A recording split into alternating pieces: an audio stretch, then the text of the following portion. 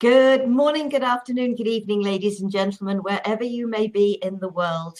Welcome to today's conversation on Gift of Healing TV. I'm Sarah Jane, and I am delighted to be joined by my co-hosts and our guest. So I'm going to start by saying hi to David. A very good day to everybody and welcome. And to Scott. Hello, everybody. Welcome to you and welcome to our guest. But Scott, I am going to turn over to you to introduce our guest, and then you can take the reins of the program. Thank you. It is my honor. Anne-Marie is a master healer, a teacher, contributing author to 2 international bestsellers. And I have known her for a number of years. She was actually my teacher for polarity, Parise, for any other number of subjects that we've touched on. She is a highly functioning empath and one of the most highly sensitive people that I know as far as energy. I've been in a room where she's just said, something's not quite right. And she's always finds it. And she is amazing. And I am thrilled that she has come on to be able to share some of her observations about being a highly sensitive person. Welcome, Anne-Marie. Thank you, Scott, David, and Sarah Jane. Super honored to be here. So, what's it like having the blessing and the curse of being sensitive? That is the question, Scott. Well, I'd say it can be confusing. I've spent a lot of my life not sure what was working and not sure why. And I think as humans, we have a tendency to look outside of ourselves for the cause. I know I did for many, many years, and definitely felt like something was wrong with me, that everybody else seemed fine. And I really felt like I was struggling at times, particularly in situations where it's new. You know, I remember in college walking into labs for the first time, and it's a whole new space and everybody's a new person, and you know, you're going to pick a lab partner. And that was just like terrifying to me. And it's also what has me be really good at what I do and love what I do and be able to share that sensitivity with others to help them listen more deeply underneath the patterning. So yeah, I'm incredibly grateful that this field found me and that I was open to doing this work. Because so when you say the field found you, how did that happen? Well, I heard a voice in my head when I was in college, finishing up a degree in cellular and molecular biology, say massage school. And it wasn't on my radar at all. And so, and I felt like I wanted a year off after 4 years of studying biology. And so that started the journey. I went to massage school thinking this is just for fun. I'm just going to learn some anatomy and some cool things. Had no plans of being a massage therapist. Definitely no plans of being an energy worker. And then life just kept unfolding and bringing me to where I am now, where I work with clients daily, doing energy work, healing, listening underneath, teaching, writing. So when we talked about highly sensitive, what does that look like? I know I've been, only because I've been called totally insensitive any number of times in my life. So being asensitive, what does that look and feel like? I know that's kind of an obtuse question, but it's just that experiential thing. Yeah, I mean, there's many different facets of it. I mean, some of it's just absolutely amazing where I can stand in front of a painting and feel absolutely everything potentially the person was feeling when they created the piece of art. I can feel what's inside the color. Like, so I can take a deep dive into art and nature and things like that and just be taken over. And being out in the world where they're these humans with their own emotions and their own reactions, I can just start getting hit with stuff where I don't even know. I think it's such a strange thing to feel things in our bodies that aren't ours. Like, I still am confused about it. Meaning, when I feel something in my body, it's not my first thought to go, oh, is this mine? That's what's given me freedom in my life, is being trained to ask, is this mine? But it's not my first instinct. My first instinct is, why do I have a headache? What did I eat? Do I need to drink water? Am I tired? Instead of then noticing my next client has a migraine. Oh, okay. That's why I started getting a headache an hour before they showed up. Or just being out in the world and just, I have a tendency, Scott, to get overwhelmed, and that can look like I get tired, I get shut down. My energy starts dropping.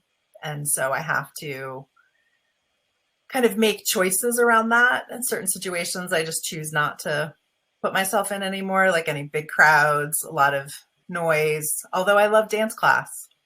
I go to Zumba. It's my happy place, but I wear earplugs. Wow. Sara, you had a question. It's actually it's thinking about what you were saying on a couple of things. How sensitive I am, I don't know, to a certain degree. But I was driving home one day, a sort of longer road just not far from here. And I heard the siren coming up behind me. An ambulance pulled over, and the ambulance actually pulled into a drive just a little way ahead. And as I drove past that house, I suddenly had tears streaming down my cheeks. Now, that's not the first time I've had that happen, but that's usually with a Reiki session. I say usually, it hasn't happened for a long time. But it was just like, okay. And I always invite Archangel Raphael in, sort of when I hear a siren, just support for anyone and everybody involved. And it was just like, okay, I know that's not mine. And somebody required a release, and they used me. But also something you were saying there, about the energy. I've got to the stage I really don't like being in loud places. But it sparked a thought in my head about people who are diagnosed with things like ADHD and autism, and they're on being on the autistic spectrum, etc. And thinking, because we've got that in the family, so it's thinking, my youngest sister is amazingly sensitive. She may not say she is, but she is amazingly sensitive, and she has been diagnosed. And I'm thinking, are there people out there who are having a diagnosis because of their sensitivity? Yeah, I don't know. I know it's something I started wondering about myself with my sensitivity. Like, was I on the spectrum somewhere? Because there were times everybody around me seemed totally fine by what was happening, and I wanted to run screaming. And I was like, what? How is everybody okay right now? Because there's either so much noise or disruption. So yeah, so for me, this, I try to be careful with labels. So I always look for things that are empowering, that bring a new perspective, that help me find more freedom in my life. And so when I came across Elaine Aron's book, The Highly Sensitive Person, and I generally listen to books, I was listening to it. It just shed light. I was like, oh, okay. I knew I was sensitive, and I knew I was an empath, and I'm also an introvert. So I kind of thought that answered the questions. But then in listening to her book, I went, oh, okay, being a highly sensitive person, there are these nuances that were actually quite helpful for me to take a deeper dive into. Now, the name of that book again is? The Highly Sensitive Person by Elaine Aron, Aron. Do you find that it has a capacity to limit you Excuse me. or put limitations on you? Yeah. So in the year 2000, I was in Barcelona. Well, actually, first I was just in the airports. I've traveled internationally, like Africa, Asia, Russia, Europe, my whole life. So I was in the airport in Barcelona and I started to just feel strange. And then I was taking the tram into the city to meet a friend. And I thought I was going to pass out. And I was like, what do I tell somebody? Do I get off? I don't know where I am. I don't speak Spanish. And so this ended up unfolding while I was in Barcelona. And these were my first panic attacks. Never had one, had no idea what was happening. It was actually a past life that I hit against that was activating it. But I think also just my deep sensitivity. And when I was thinking about this call today, I never really thought about the fact that I graduated from massage school in 98, became a body worker in 99, and then had this panic attack start in 2000. So I was in a place where I was opening my system more and more and asking it to be more sensitive, right? Because I wanted more information to help my clients. But one of the things I realized was you can't be sensitive in only one part of your life, right? When you start opening sensitivity, it spreads. And so with that, Scott, I started to notice that my life started to get smaller, right? Because as I was experiencing panic, it got linked to certain things, the panic. And so nobody wants to experience that. And so you start to make different choices. And I got to a place many years ago where I understood why people thought it was a good idea to never leave their house again. It seemed like there was a moment that seemed like a viable option.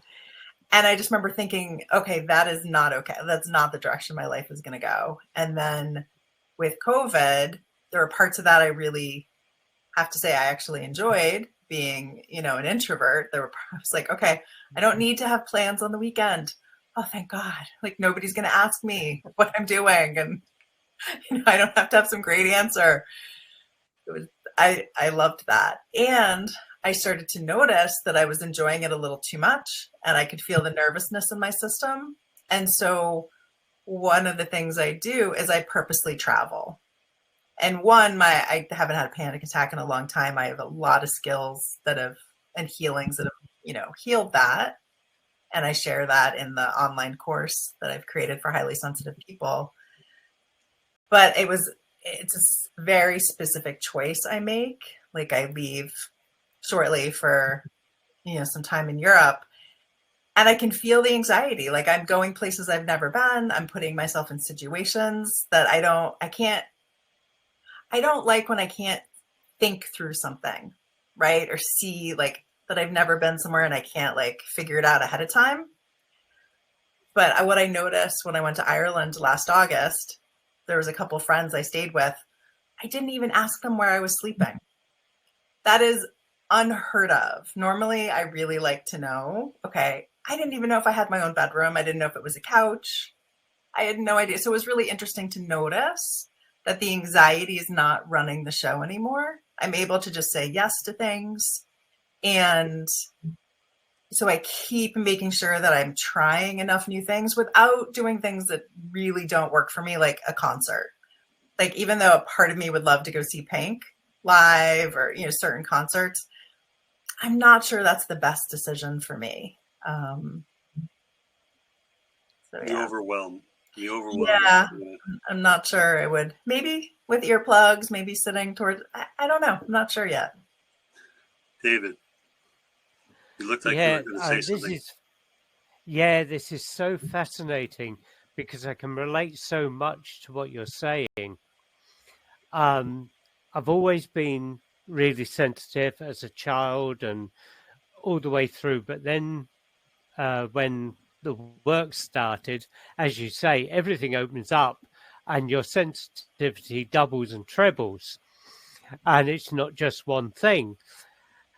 What I found was, when it's similar to you, when we were in those periods of lockdown and not allowed to go anywhere, and everybody was staying away from each other, to me that was kind of a relief, and I relaxed, and like you, I was getting comfortable with it.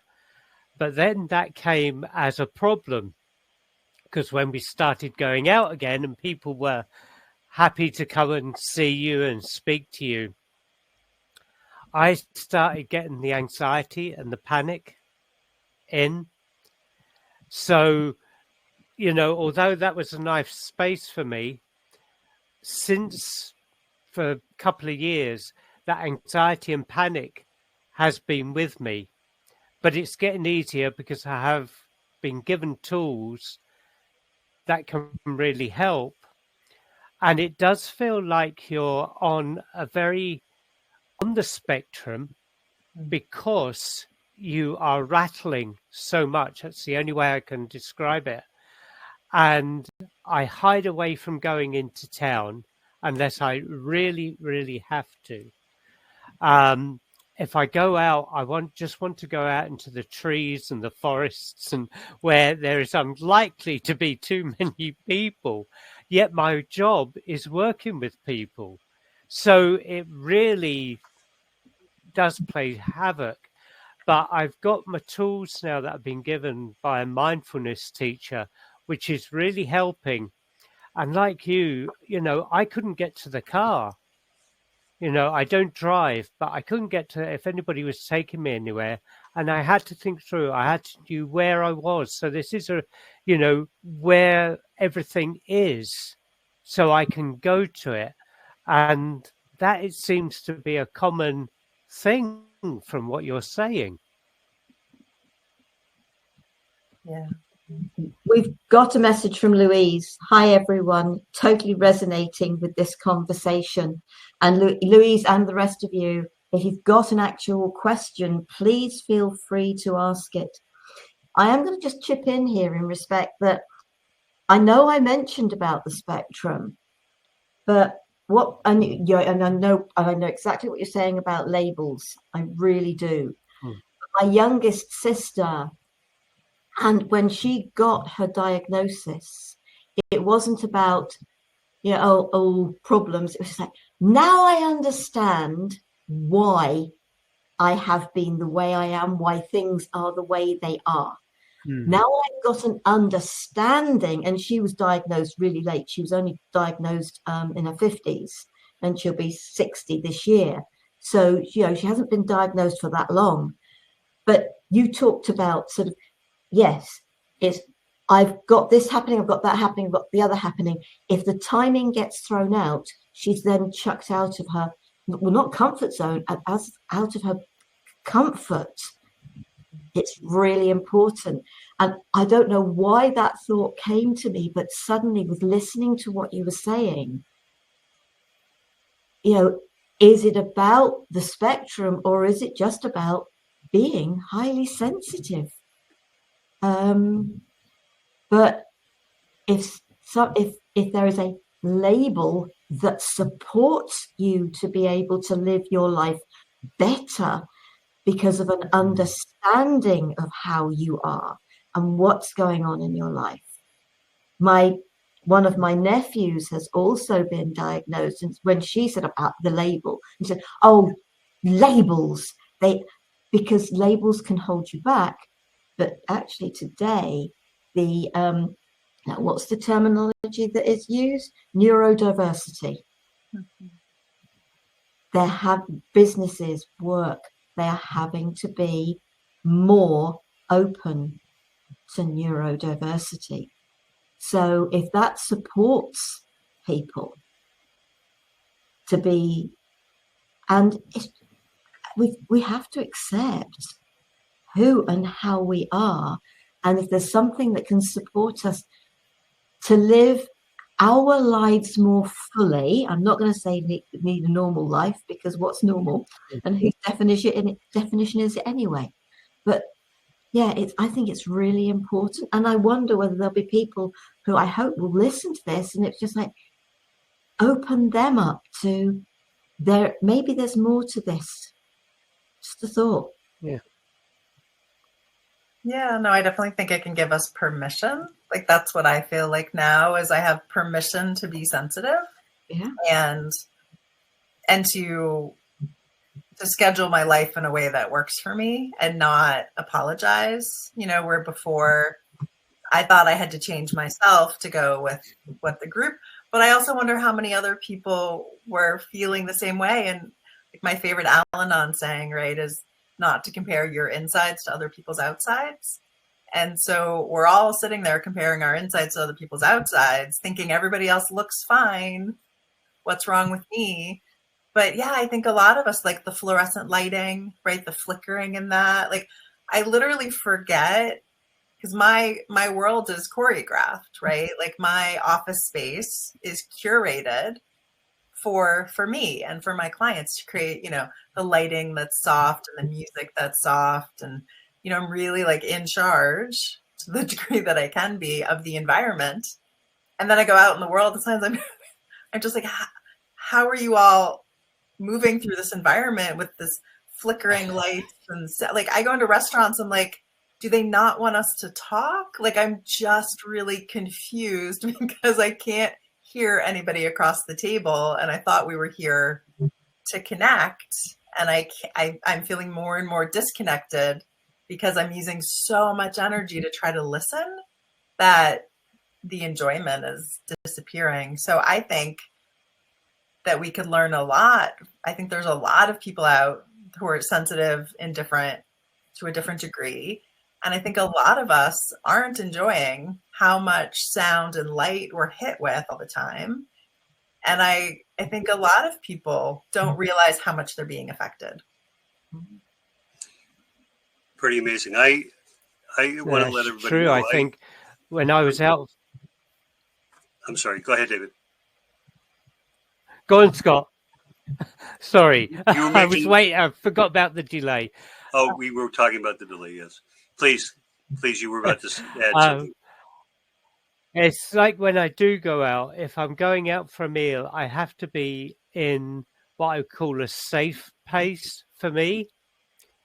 In the restaurant or whatever, a place that I feel cocooned and comfortable in, maybe in the corner or by the window, so I can breathe. But then, like you, I look out and I see, how are people functioning? Because there is so much unheard noise, if that makes sense. Mm-hmm. And that's it. There's so much noise that is unheard, but you can see it, and you think, how on earth are people getting through without seemingly any problems?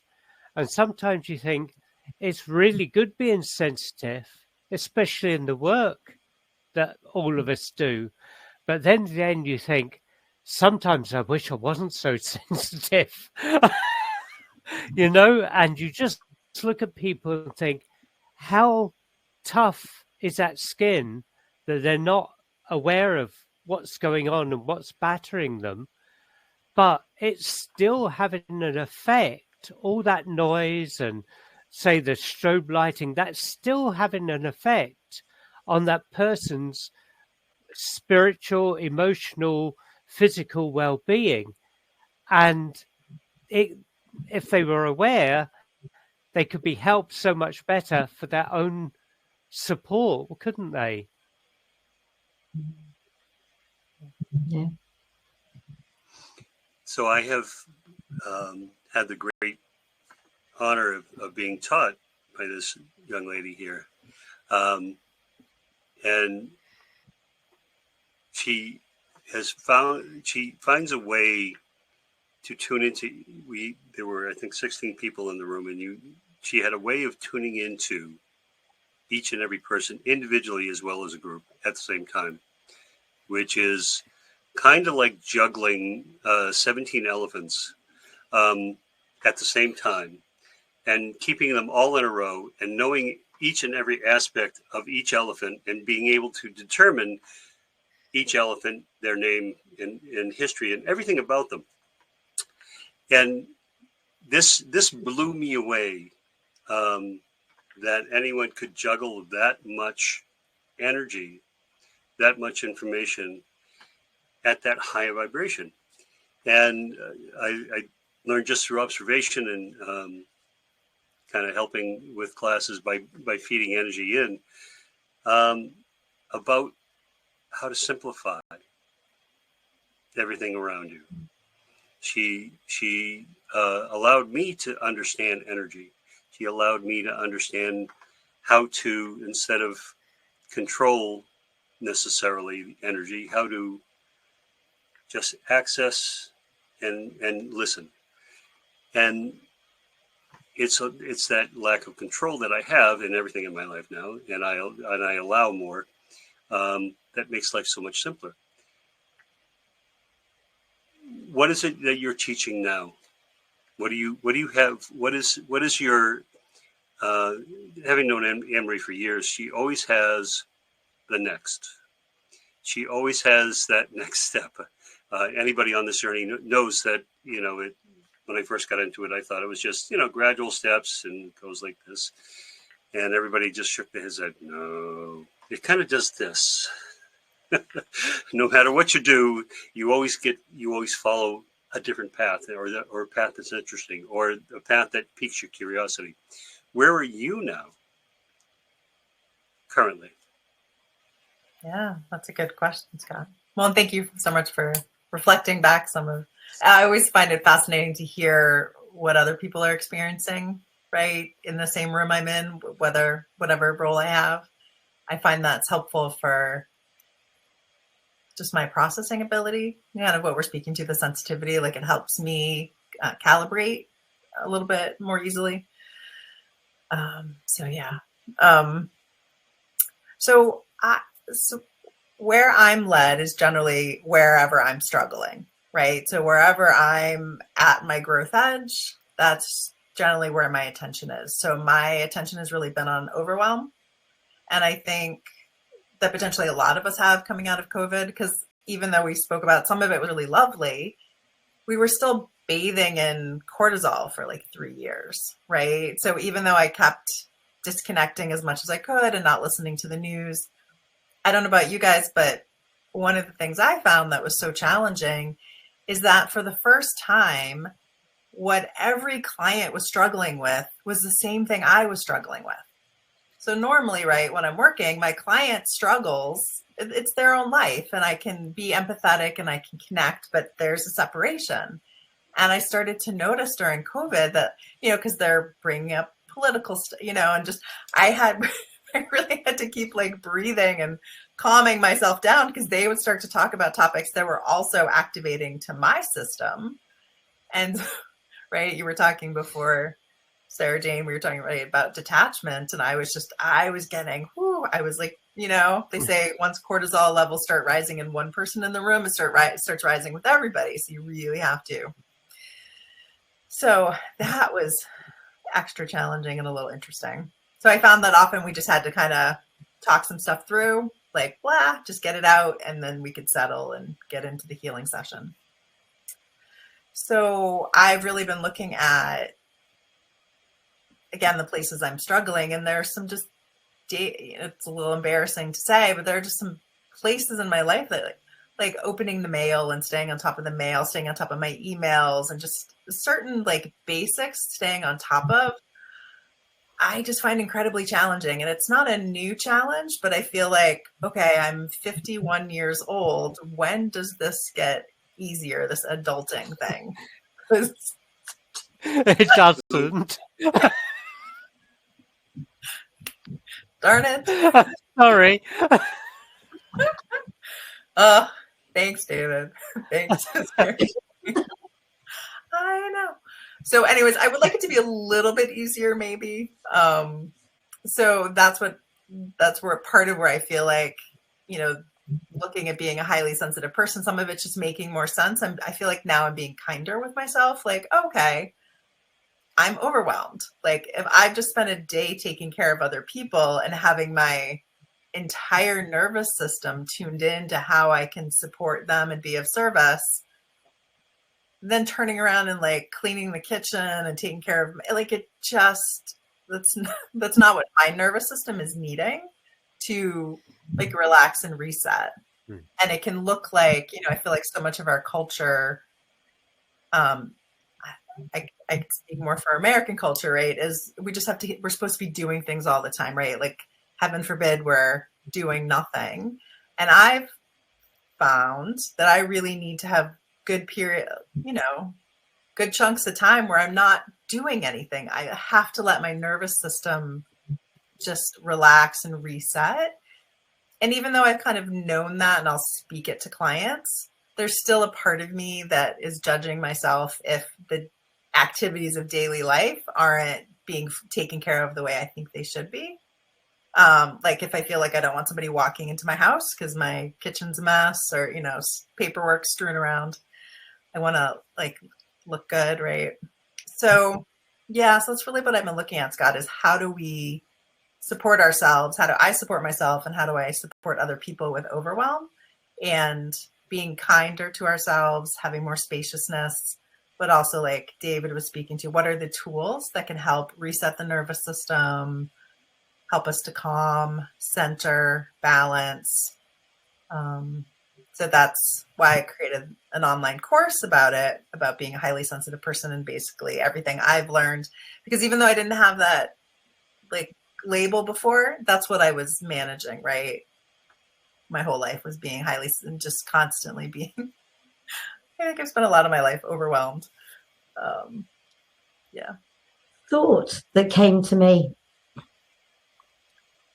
tuning into our inner child and allowing ourselves to have fun. I mean, I know, David, you love going out into nature, sort of by the water, and you take your crystal goblet with you. And absolutely, I love going. I've got local woods, although they're not huge, but I've got local woods. I love going into the woods and just being in there and sort of listening to the birds and sort of just being able to walk through the woodland. But my child, my younger self, walking, I have my niece's dog 2 days a week, but we had dogs as a child when I was a child, and just taking out the two dogs for a walk for 2 hours with this insecure sort of individual, this people pleaser, that was how I was able to get away from all of that. 2 hours just with the dogs who were non-judgmental. And that was my sanity as a child. And I love it. It's my connection. I've had the dragons have given me their names sort of while out walking. That's the time that I can really tune in, for want of a better way of putting it. But it's also allowing the child to play. We've had a little bit of laughter. What do children love to do? Laugh. Yep. Laugh. And it lightens everything. It makes things feel so much better. And so is not one of the things that we really should be doing.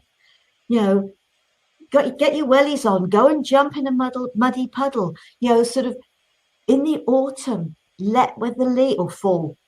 It's the leaves on the ground. Allow yourself to kick the leaves. Allow yourself to do what children do.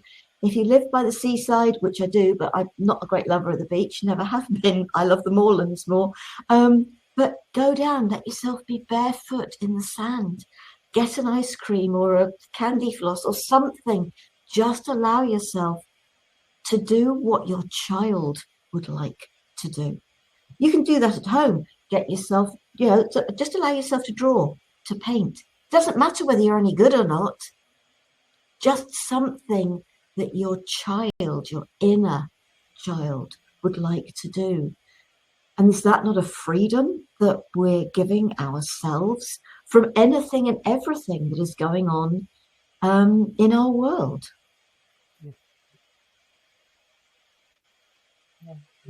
Yeah, Marie, I think you might have walked a dog or two along the Cape Cod Canal, eh?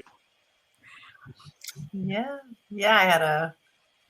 I said goodbye to her about 3 years ago, but I had an amazing dog who was an energy worker. She just was in her dog outfit, and had her for 15 years. And yeah, it's such a great healing, and um, yeah, just to be in the animal world and the natural world.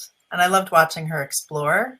I love just watching how she just, wanted to say hi to every person and every dog. And, that's not my, that's not my natural instinct to want to wag my tail and go say hi to everybody. So it was so interesting to, watch her do that. And, yeah, love animals, very healing. David. I think it was really interesting you speaking about we got to keep doing stuff. We've got to keep doing stuff. And I think that's a culture in so many countries now. We've got to keep our brain going and buzz, buzz, buzz, buzz, buzz. And we're not built for that. Really, we are not built for all this bombardment of stuff. And that in itself is going to cause anxiety. And whether you're sensitive and aware or not, it's having an effect on you. And I sit at the computer and think, oh, I've got to answer that email. That's come in. This has come in. And I'm juggling an email and a messenger. And I thought, I can't do this. And that was creating more anxiety because my energy was getting split everywhere. And I didn't feel as if I'd finished that one before I got to that one and given it all my energy. But what I have been taught through a great mindfulness teacher that I have here, I've had some personal lessons. It's most probably something as well that could help so many people along with your work. I had to sit and be in the moment and answer that one and just slow everything down and allow me to control the situation rather than the situation control me. And it's taken so much pressure off my brain and off the anxiety, I've got to walk the dog, but I've got to get all this done. You don't have to do it immediately. When I go back to my childhood, you sent a letter to the neighbor down the road or across the street, and it may be 2 or 3 weeks before you got a reply, and it was so relaxing. And then everything has speeded up. And I don't think that is doing us or anybody, sensitive or not, any favors. So we've got to find a way. And I would like to think that people are listening now or on the catch up on YouTube, that we can all find a way just to slow our world down a little bit. And it would create so much more easiness on the body, I think. Thank you. That's a great point. I think we all struggle with trying to keep our lives at a certain pace that we can not feel the overwhelm. Anne-Marie, are there any tools that you can suggest that people use just in their daily lives to be able to take a breath? Yeah, well, I can share. I don't know if you guys know the Huberman Lab podcast. It's Andrew Huberman is a neurobiologist, ophthalmologist out of Stanford. And so he taught this breathing pattern that I quite love, and it turns on the parasympathetic nervous system, right, which is rest or digest. So when we're in go, go, go, right, we're in sympathetic, which I know you guys all know, but just to share for anybody listening. And it can be really challenging to figure out how to shift. And so this breathing pattern is super simple. I'll teach you right now. So what you do is you breathe in as much as you can. And when you feel like you can't take any more in, you take in a little bit more, and then you exhale.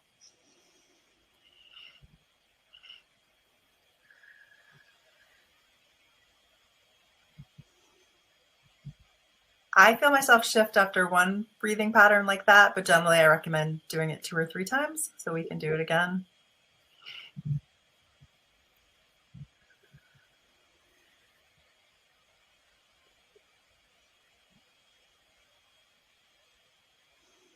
I don't know if you guys could feel that. Yes. That feels like you're stopping. That feels like you're stopping you and the world, your immediate world outside. That's what it felt like to me. Takes you right away from everything going on. Boy, that I teach they call it a 5 square, where you breathe in for 5, you hold it for 5, let it out for 5, and then breathe it. The 5 square, and that's really to kind of keep people just from being overwhelmed. But I love that small, you almost tricking your body, aren't you? Yeah, it's fascinating to me. I'm not actually sure about the neurobiology of it, but I find it shifts me, like I said, with one breath. So I love to teach that because anybody can do it anywhere. And I would say the next thing, like I mentioned earlier, was starting to ask, is this mine? Because for me, and so I learned something called full body pendulum. So learning to use your entire body as a pendulum. So similar to muscle testing, right? But I love it because I can do it anywhere and I don't need any tools, and nobody can tell generally that I'm doing it. And so, and I teach that in the online course. And so what I found fascinating is not only asking, is this mine, but then how much is mine? Because we can't process emotions that are not ours. So I think what's happening with a lot of people, I know it was happening for me, is I would feel anxiety or overwhelm. And then I was trying to breathe my way through and, do a lot of the things you guys are talking about, take walks and things like that, which is fantastic and definitely do it. But I was getting stuff was getting sticky because I was trying to process something that wasn't mine. And so now what I do is I ask, okay, how much is mine? And I used to use my pendulum. You can do full body, whatever way that you have to ask your body yes or no questions. I also find when it's a yes, I feel my heart expand, which feels like taking a deep breath and a softness coming into my chest. And that's a way that my body tells me like, yes. Or if I feel a contraction in my chest or my breathing gets a little tight, that's my body saying no. And so when I started asking and I started going through the percentages, okay, is 5% mine, 10, right? That's how for most of it, only 20% was mine. And that actually blew my mind. I was not expecting that. I was expecting probably the opposite, like, okay, maybe 20% is not mine. So I had all these, and maybe it's because I'm an empath and incredibly sensitive, like most of us here, but 20% was mine. And so then I would ask for help to release the rest. And I know Sarah Jane and I have talked dragons, so they can be incredibly helpful. Archangels, your angels and guides, any animals that you connect with, superheroes, lots of different techniques for releasing, using the elements, imagining tossing things into a fire, things like that. So I would just go, okay, I release everything that's not mine. And I would just keep saying that and doing any sort of body gesture that I needed to do, visualization until it got out of me. And then I would say, okay, show me how to process what's left. And usually that was, a breathing pattern or something like that. I have had a couple occasions where it's been 50%, but often it's below 50%. So that I've found, Scott, to be like life-changing. Is this mine, and how much of this is mine? Wow.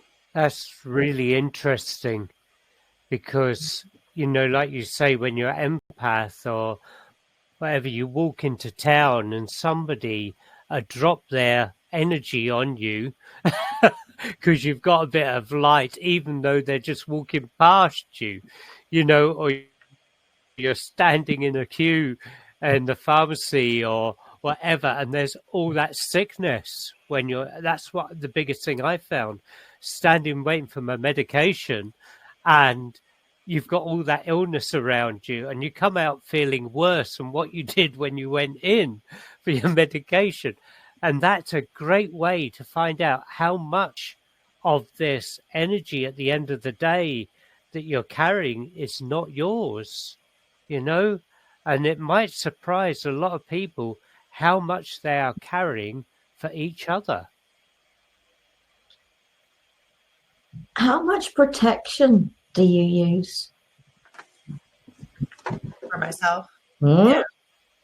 As much as I so well, it's such an interesting question, right? Because on one hand, I want to be open, right? On one hand, I want to be available, and particularly to the universe and to my guidance. And, I want to be able to be of service if I'm needed in some way when I'm out in the world. Like for instance, sometimes it's just sending love to a tree that I'm walking by, or just saying hi. Like, how many people are saying hello to the trees, right? They generally aren't acknowledged by us. And it makes such a difference when we say hi to them.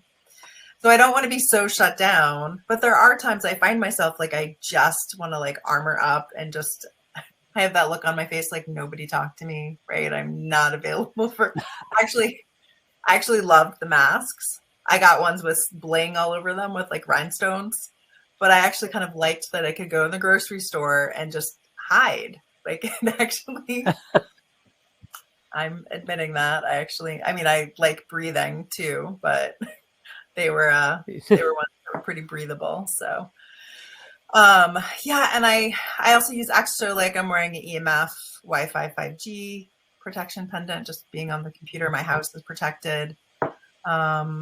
So I wear things like shingeet bracelets when I'm out and about. But yeah, I definitely, whatever way people know how to protect their aura.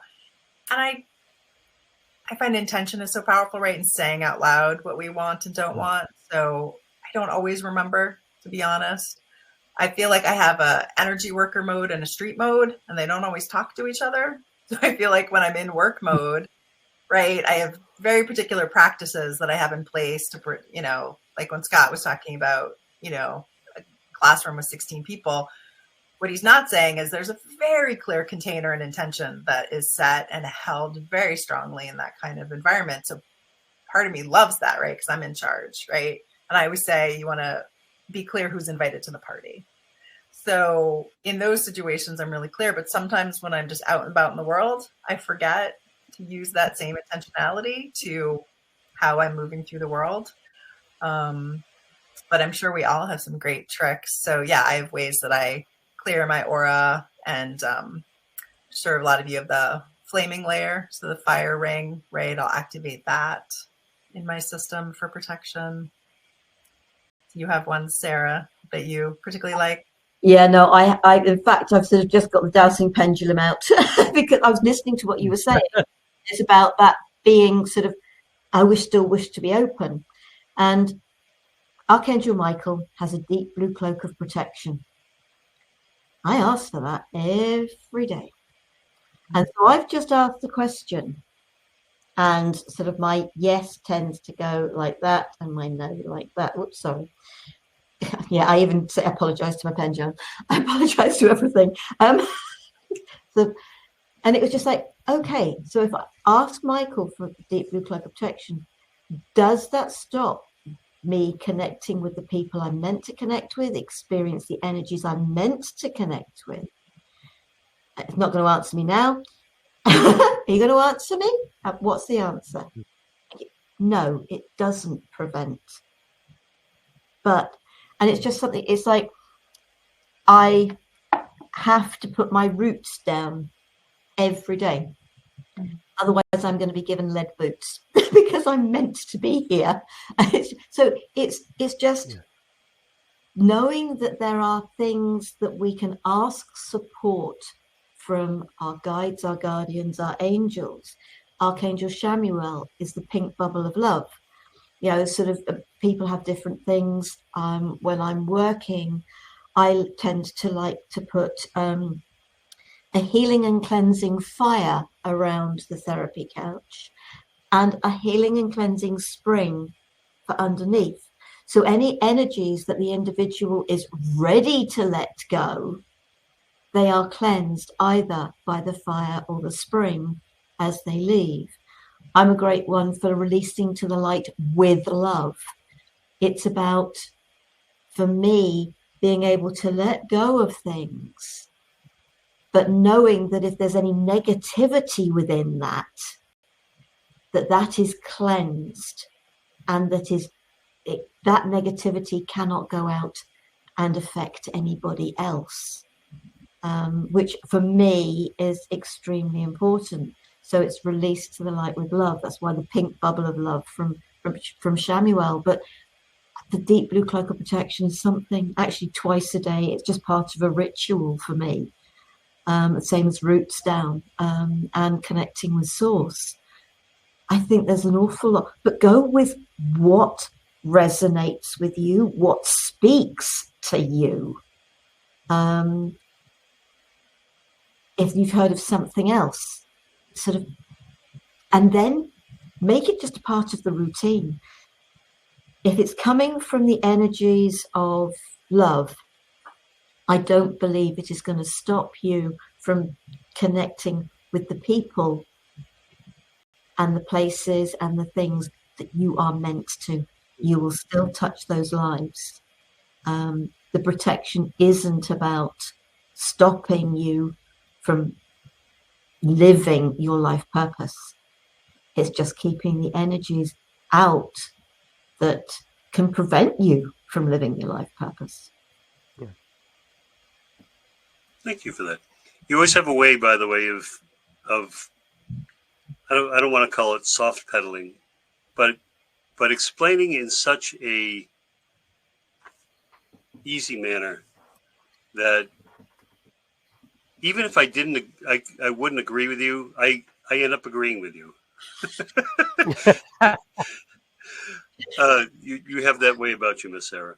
Thank you. Well, I would put it this way: KISS, KISSS. Keep it simple, sweet soul. Nicely done. Anne-Marie, what is next on your agenda? You said you're going to Europe. I am, but I actually would love to hear from David and you about how you guys protect yourselves, because I love learning new and different things, like I just did from Sara. Okay, thank you. The first thing that I learned to do, and this was shown to me inspirationally, I'm sure it's come from somewhere, that all the energy that I pick up that doesn't resonate and is low, should we say, it all goes into my solar plexus. And that's my weak spot physically. So that's easily getting upset in my stomach and my digestive system. And that's where all the stuff comes in, and you, as you say, you try and process it, but it's not yours. So it's going to stand there and keep giving you a dis-ease within your body. So what I shown was the starting with the left hand, place it above your solar plexus, and then your right hand and place it on top, and you say, "This is for me, this is mine," and just hold it for a few minutes. And so anything that's coming that's not going to resonate or support you then cannot get in. As you say, the power of intention cannot get in there. So if people want your support or your energy in any way, there's only one place they can go for it, and that's up into the heart. So you're helping to raise other people's energy to a higher vibration, and then when they dump it in here, they just walk away and smile. But when it's in the heart, they've got to give you a top up as you're giving it from the heart. So you're not giving it any, you're not stopping anybody coming in. You're just saying, we'll work this on a higher level. So that way they get the energy and you get the energy. And if they're not ready to work on that higher vibration, then it's like the spam filter of your computer. It just they just step away until they're ready to work on a higher vibration. So that's what I do a lot of the day. And the other one is I say, okay, keep me protected or keep me disconnected from those that are not the best for my energy today. Beautiful. And those are the two things that I work with. So I'm happy to connect to people that my energy is good for, or they're good for me on that day. And people have days that are up and down. So one day you could work and chat with somebody, another day you couldn't. It's just because maybe their energy is not in the right place, your energy is not in the right place. So those are the two things that I work with for protecting myself and going out, especially when you've got to go out into bigger groups than you would prefer to be. Thank you, David. You asked what I do. On a daily basis, I do grounding, clearing. I'm on my yoga mat every morning and process it. But I also use green pyramid. Um, actually, triple green pyramid, and it was something I was taught, and goes over me, over the room, over the house, and fill it with white light to make sure that it stays. Any energies that do not belong are dissipated. I don't have that same sensitivities to people outside. I generally don't accept other people's energy. It's I hear it, I feel it, I understand it, but I don't accept it. And it's a matter of constant that constant wave of, as I see energy within me, that constant clearing when you're well grounded, where like a stream or a river, it just constantly purifies, it cleanses, it clears, and it keeps me grounded. And I don't have that same type of depletion. I know that a number of people get, and it's mystified me because I'm, Anne Marie, you always taught me that, you have to make sure that the environment is pure, and you have to make sure. And I go through the rituals that you taught me in order to do that. And I find that I don't need to be in as perfect an environment in order to function at a high level. It's my girlfriend Patty tells me I'm the same way in the kitchen. I'm not always as clean as she would like me to be when I'm cooking, But what I can do and get done is really it really is clean and clear and precise. And that's, you talk about intention, so that's my intention. I don't like large crowds, much like you. I don't like large crowds as much as I used to. And it's probably that being much more sensitive to all of it. And the fact that I find that people have become much less considerate in any shape, manner, or form. There's no, there are no repercussions for being rude, for being inconsiderate, for doing silly stuff. But that's what I find that I have to do now. And I know it's coming up on the hour, Miss Sara. Anne Marie, I thank you so much for coming on and sharing this. I know that it's going to resonate with a number of people who have the same kind of sensitivity. Anne-Marie, thank you so very much for joining us. And I've just put your website address up. Is there, and I'll make sure, as I said, I'll make sure it's underneath the video. Is there anything we haven't touched on that you would like to share before we close?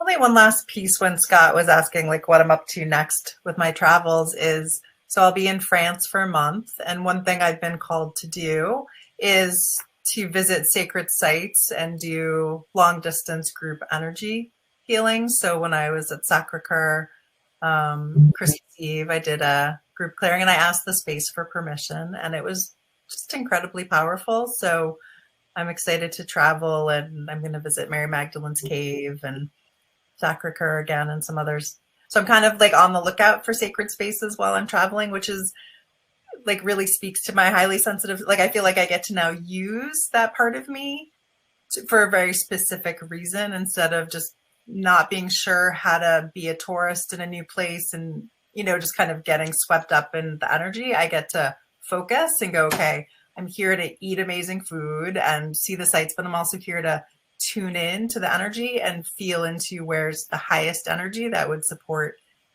people on the planet. So I'm excited. Enjoy. Excellent. Yeah. Bless you. Bless each and every one of you. Thank you so much for an amazing share. Sort of, it really is. And you will, folks, please, if there's anything that's touched you here, please do consider connecting with, whether it's Anne-Marie, whether it's any of us. If there's something and you're thinking, yes, just ask. If you can put a comment under the video if you're watching from via YouTube, just do it. You know, sort of, I get notified, or I mostly get notified of those, and I will make sure that if there are any comments, I will go in and reply, but I will also let the others know as well. So please do. Next week, I'm actually being joined by a guest who's been on today's conversation with us, Gillian Robarts. She's going to be sharing merging natural medicine, energy healing, and spiritual practices for your health and well-being. So I hope you'll think about joining us for that. In the meantime, folks, take care, be safe, stay well. Namaste, sweet souls. Bye. Thank you. Thank you.